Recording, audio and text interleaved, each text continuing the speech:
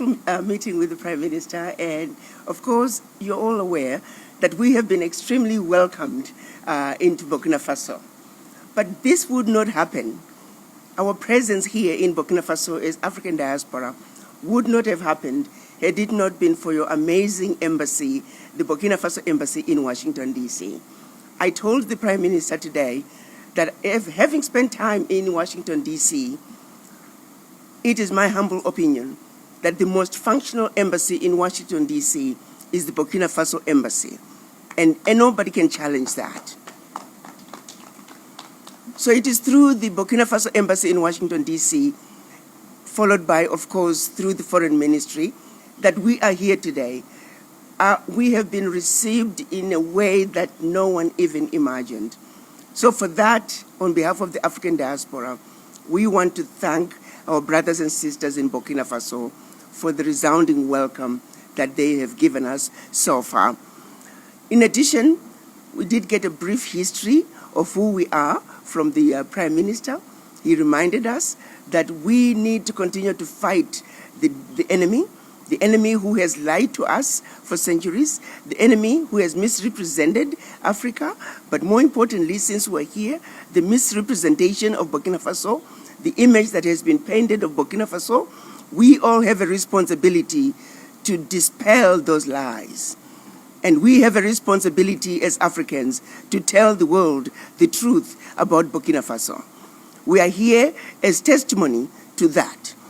When those people who are here today, I call them the renegades. The renegades, in spite of the negativity coming out of the world, they said, no, Burkina Faso is home, we are going home. We don't tell Chinese not to go to China. We don't tell the Indians not to go to India. We don't tell the Europeans not to go to Europe. Africans must come home. They must come home to Africa.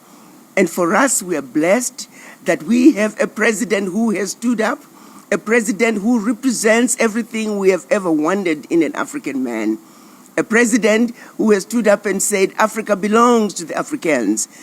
And we have an example of how Africa must readjust and reshape our leadership.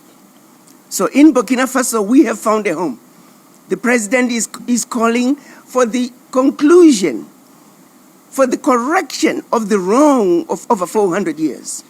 The children of Africa are welcome here in Burkina Faso, particularly descendants of the formerly enslaved. President Traoré is saying the wrongs of yesteryear must be corrected, beginning in Burkina Faso. I want you all to know that what is happening in Burkina Faso is something that should have happened a long time ago.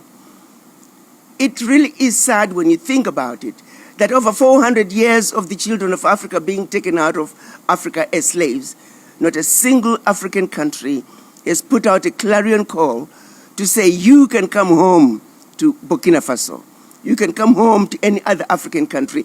It is Burkina Faso that is making that clarion call to say, descendants of the formerly enslaved, you must come home to Burkina Faso.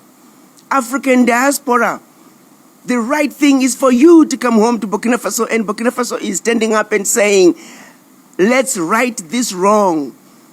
And so we are here to celebrate that call, that clarion call. We're answering that clarion call from President Captain Ibrahim Traoré. And that is why we are here today. So the Prime Minister reminded us of our journey, reminded us of the forces out there that are trying to continue to divide us, and that if we don't stay awake, alert, and oriented, these forces will win. So the forces of evil that have kept Africans and Africans in the diaspora from coming together, we must always be aware of them and be determined to defeat them by any means necessary. So yes, we did get a history lesson, brief as it was, but very much to the point. So the meeting with the Prime Minister was amazing, and we were received very warmly. And of course, Our Excellency, our ambassador to Washington, as usual, is always there, supportive, he's with us, and of course, the permanent secretary from the foreign ministry.